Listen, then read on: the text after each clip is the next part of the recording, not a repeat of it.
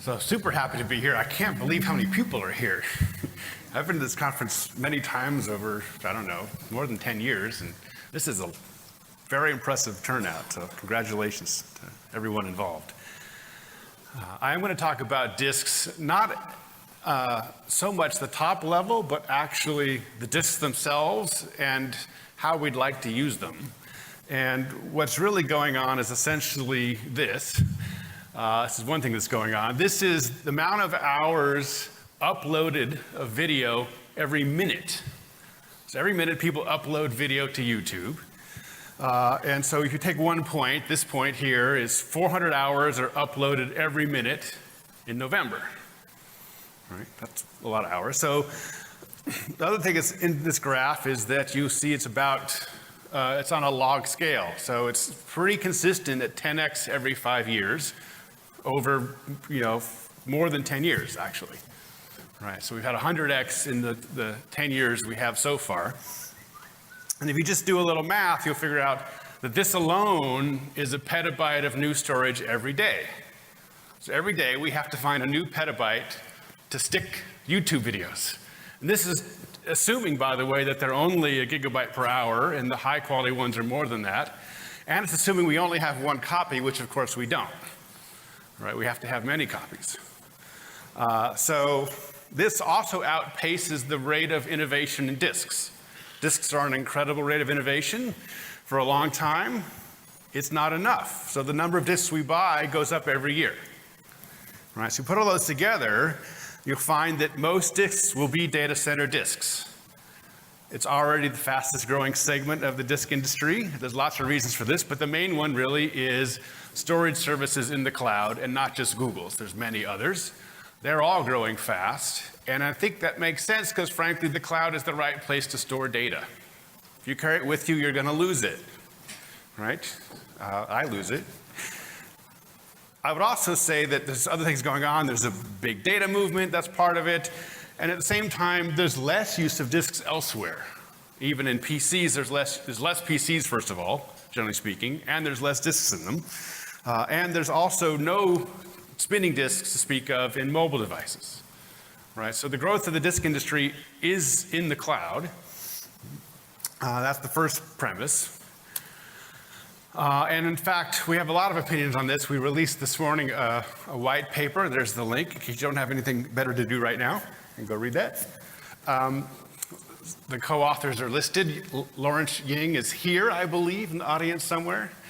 He's definitely an expert on the disk details and how we work with vendors. That's definitely a person to know. So it's the same material I'm going to talk about right now, but in significantly greater depth. It's a 16-page white paper. And the point of this talk and the white paper are basically that because we don't believe disks are exactly the right thing we should be buying, as they are currently designed, we'd like to start a discussion about what disks ought to be. And so I'm going to talk about some things I think this ought to be, but it's intended to be a broad discussion including the industry and academia, and in particular the people in this room. Right? The reason I'm here really is because this is something that I think this community ought to influence. So what's different about a data center? First, that disks are only used as part of a very large collection. And so you kind of end up getting this macro view, analogous to macroeconomics, of what do we do with disks. I don't really care at all at any particular disk. I don't really care at all that a particular disk loses data. What I care about is the aggregate properties of the collection. So all of our optimizations and planning are around the macro properties of the system. The second one that's worth pointing out is there's a focus on tail latency, because as much as we would like otherwise, people are waiting for seeks. It is always going to be the case that the seeks are actually, in some cases, on the critical path of users waiting for data. And the metric we use for that is tail latency, meaning the 99% of the time, the reads in particular need to be faster than this number. We don't care much about average latency. It turns out we don't care too much about write latency, because writes are easier to hide. It's very hard to hide reads. For example, caching will not help you on tail latency. It helps your average latency. It doesn't materially help your tail latency. Right? That's kind of the only trick we know. So after that, we got to do something new. And it's pretty poor. So normal 10 millisecond kind of seek disk will have a 99% read latency around 100 milliseconds. If you go to 99.9, it's actually seconds to do a read. You're like, what is the disk doing for seconds before it gives me my read back? And the answer is, well, it's rewriting part of the disk because that part of the disk was a little bit dirty and had to be fixed. And then, oh, I did some writes that were handy, so I did those first. And oh, now I got to your read. Right? So there's lots of reasons here. The first problem is we don't actually know for a given read why it was slow. We just do a read, it comes back 200 milliseconds later, and we're like, oh, well, that was a bummer. Wonder what happened. No, don't know. So one of the things we asked for in the white paper is actually better profiling data, particularly about events that are recent events that cause delays. Some of the ones that cause delays cause bad tail latency, sector remapping, writes, delaying reads, non-data commands, which are all the commands that could be health checks, things like that, that are really firmware commands that are not reads. And a big one, which is these background tasks where the firmware is fixing the disk on your behalf. And it means well, but its timing is terrible. And so we're going to talk about how to fix the timing. Because of this, we actually do something else that's a little odd, which is we issue parallel requests. So if we really want the tail latency to be fast, we'll actually send the same request to two different disks. And again, your mental model should be we always have the data on multiple disks anyway, right? So we can send it to two places and pick whichever one is faster. That's a very good way to improve tail latency, but it means twice the work or more. We can do actually more than two parallel reads. So that's kind of a bummer. We then actually have a mechanism we use internally to cancel pending requests. So for example, if I send it two requests out and one of them hid in cache and comes back quickly, I can probably cancel the other one before it's actually done any real work, even though it might be in a different part of the data center. And we actually do that, and it's actually it's more effective than you would think, right? That we can catch these writes or reads before they've actually done much work. But nonetheless, this is an API we've kind of made up and we're using kind of in an ad hoc way. I'll talk more about that a little bit later. So if you said, what are our metrics for data center disks? It's these 5. They're not particularly novel. They've all appeared as metrics in various places before, but these are the 5 we use. I'm not going to talk about security, although it's talked about a little bit in the white paper. But the ones that are obvious are IOPS capacity and tail latency, and in general, total cost of ownership, which includes not just the cost of the disks, but also are they power efficient? Do they last a long time? You have to do a lot of repairs on them? Do they weigh too much? There's all kinds of secondary effects in that. And I'm not going to cover these in more detail, but if we know what we actually look at, this is what we actually look at. Now, I'll talk a bit more about the collection view. Again, all of our disks are part of a collection. That starts at the very top with geographic replication. So clearly, we're going to have multiple locations, different jurisdictions, which have different rules about data, actually different rules about where you can put your data. We also want locality for tail latency there. So we'd like to have a copy of your data near you.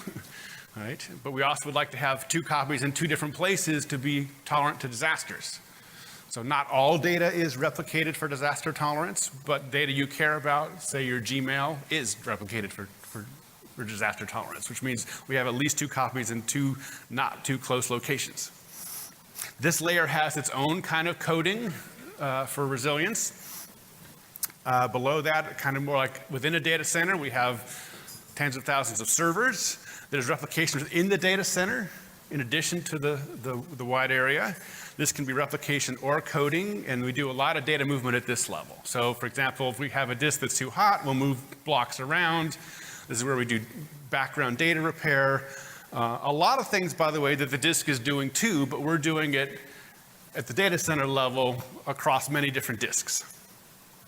A lot of times this replication is for availability.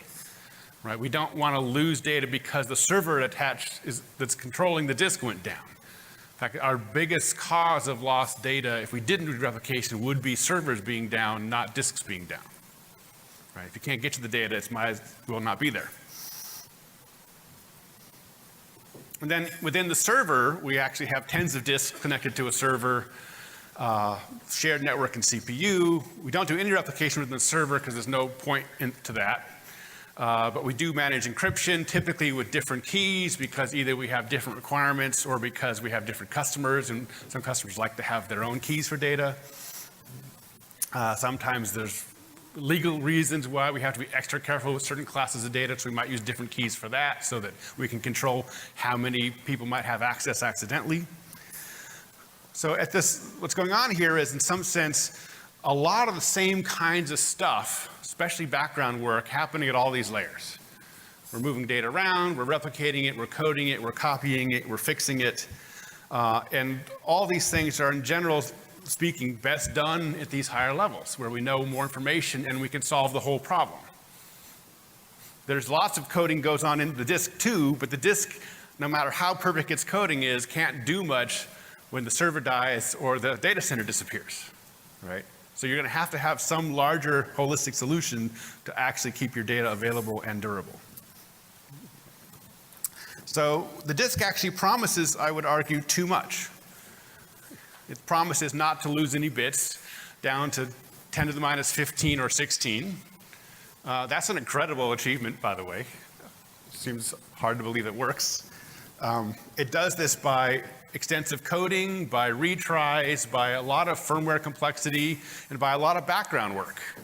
Background scanning to verify the data is still okay, and background rewriting to proactively rewrite a track that might have had a lot of adjacent interference from other tracks. And I would argue this is actually not the best use of the disk, because no matter how good a job you do on that disk keeping the data around, we still have to keep other copies of it elsewhere, and we have to manage those copies ourselves no matter what you do. And also, I would say that there is some cost to doing all this. There's some capacity cost, although I think it's small, because there is a lot of coding going on here. There's also a tail latency cost because of the background work interfering with reads.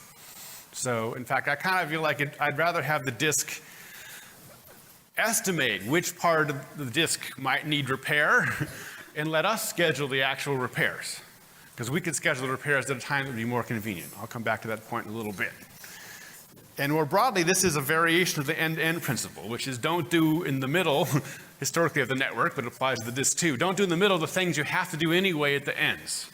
Or put in this context, don't do in the disk the things I have to do anyway at higher layers, because you're just doing redundant work, right? So would I take a 10 to the minus 12 disk? I don't know.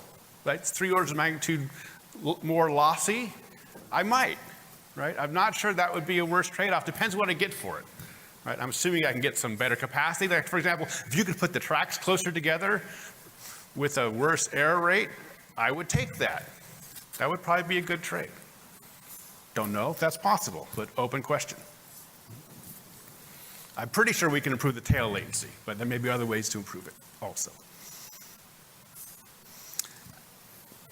Extending this a little bit, this end-to-end principle view,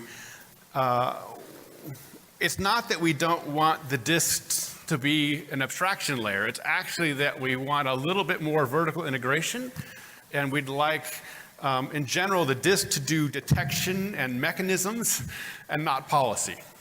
So the way to think about that is we would like APIs in general to provide control over the timing of all the background work. We'd like to leverage the disk's extra knowledge of details. For example, the disk knows where the head is, and so it should do the scheduling. The disk should know which tracks are at risk of loss, so it should give guidance on what areas might need repair. Right? It knows a lot of things that I don't want to know at higher levels, but at the same time, I need that information in a way that is usable. And so there is still an abstraction layer here. We're not saying that should go away. I wouldn't want to know all the details, because if we do, then we can't really have multiple implementations, right? So you need enough abstraction to allow different vendors to have different choices about how to meet those goals, but at the same time, more of a focus on mechanisms and less of a focus on policy. So here's an example, a retry policy. You can do this a little bit with SCSI disks now, but this here is a per read policy. So the idea is, on every read I issue, I want to tell you for that read, not for reads in general, whether to try really hard to get the data or just try kind of hard, right? Because if you tell me quickly that you can't get the data, that's a win, actually, because I'll get it from somewhere else. Right? If I really need it from you, I can come back to you and say, oh, really try hard this time, do your best, and maybe I'll get the data. Right? So I would, or by the way, if you're busy, like you're in the middle of some operation that's going to take a long time, just tell me no. That would be okay too. If I really care, I'll come ask you again. Right? So, but it has to be per read, because there's lots of reads we don't actually care about the latency on. I'll come back to that later also. Right, so in general, this improves tail latency. It works very well with the parallel reads we're already doing. In fact, it's a better way to do them. And you can mix the two. You can use two after one if you decide that after speaking with others, we still need the data.